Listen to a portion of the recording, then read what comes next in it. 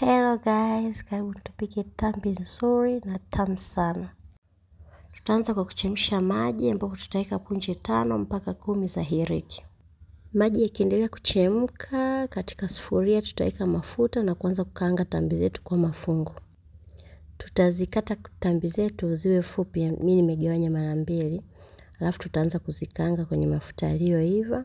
Tunazikaanga kwa awamu. Zikianza kubadilika rangi kama kuwa golden brown, unaweka zingine, unazigeuza za chini, zinakuja juu na za juu zinakuja chini. Kama unavyoona hapo nakaanga, zitakapoanza kubadilika rangi na kuwa golden, hakikisha haziungui. Zinabadilika tu rangi na kuwa golden brown. Kwa hivyo zikiwa golden brown unachukua zingine unaweka kwa chini, hizo zinakuwa juu. Utaendelea hivyo mpaka mfuko wako wote utakavyoisha.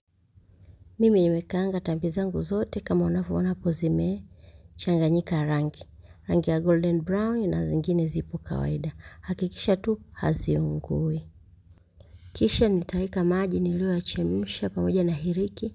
Lakini kwenye hayo maji pia niliweka sukari kijiko kimoja na chumvi nusu kijiko kwa ajili ya ladha nzuri sana ya tambi zangu. Na hii ni siri namba 1.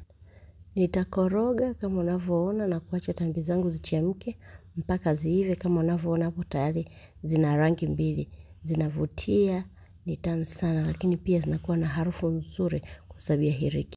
Tambi zipo tayari zimeshaiva, zina rangi nzuri kama unavyoona zina rangi mbili. Ni tamu sana na zinanukia vizuri sana. Bila shaka utajaribu pishi hili rahisi nyumbani, familia wa enjoy.